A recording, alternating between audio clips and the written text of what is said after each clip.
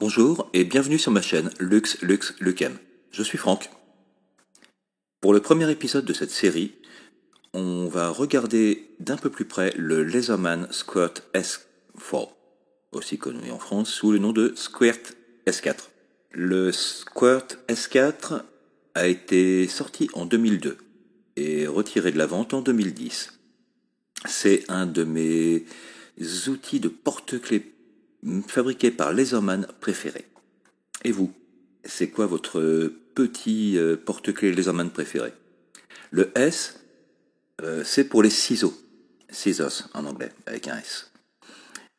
Et le 4 pour les 4 outils accessibles de l'extérieur. Tous les outils sont accessibles depuis l'extérieur sans avoir besoin d'ouvrir. Ça le rend beaucoup plus pratique et beaucoup plus utilisable. L'accessibilité sur ce type d'outils de porte-clés, c'est une fonction clé, parce qu'on a besoin d'avoir un accès rapide pour faire un job rapide.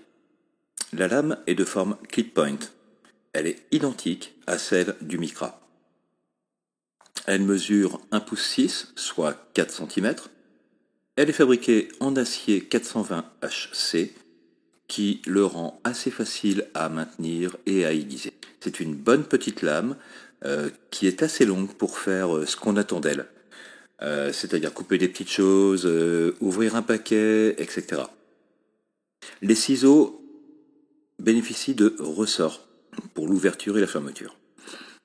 C'est exactement le même mécanisme à ressort que celui qu'on peut trouver sur les ciseaux du Micra. Ils sont assez pratiques, mais ils ne sont pas aussi efficaces que ce qu'on peut trouver sur un outil de chez Victorinox.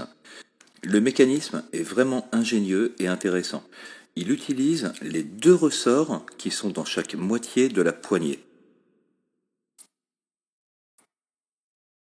L'outil tournevis plat moyen et en même temps Phillips n'est pas le meilleur outil du Squirt S4.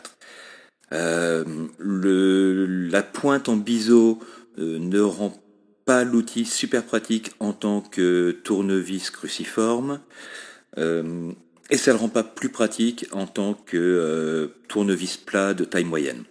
La réglette cure-ongle lime à ongles a aussi ses défauts. La réglette est vraiment courte et à peine utilisable pour de petites mesures.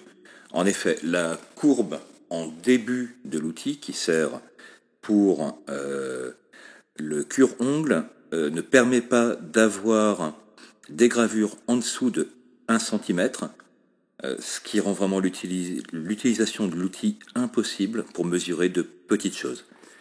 Elle est virtuellement inutile. Mais il faut quand même accorder que le cure-ongle et la lime à ongles font très bien leur job. Les pincettes ont leur propre rangement dans une partie en plastique transparent. Elles ressemblent beaucoup aux pincettes Wenger et elles font un très bon boulot sur les échardes. Donc ce logement en plastique transparent est vraiment très sécurisé, très serré pour mettre les pincettes et ça marche très bien, j'en ai jamais perdu une en plus de 20 ans.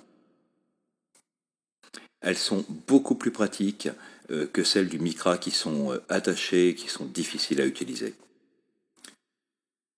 Le gros tournevis plat fait très bien son job. Par contre, la partie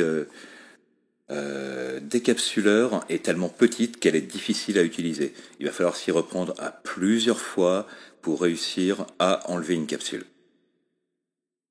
Le petit tournevis est très bon et super pratique si vous portez des lunettes. À noter que l'attache de l'anneau de porte-clés peut être repliée si vous ne l'utilisez pas. On retire d'abord l'anneau, après on peut le replier. Ça rend le S4 encore plus petit pour le mettre dans un porte-monnaie, un portefeuille, une poche. En résumé, le Leatherman Squirt S4 est un très bon petit outil de porte-clés.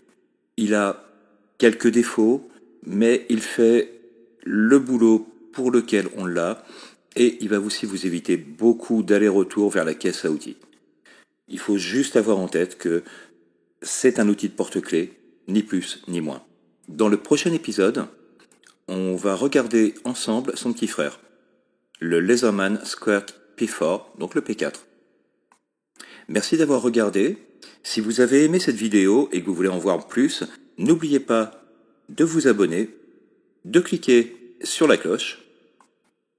Et vous, qu'est-ce que vous pensez du Leatherman S4 ? N'hésitez pas à me le dire dans les commentaires.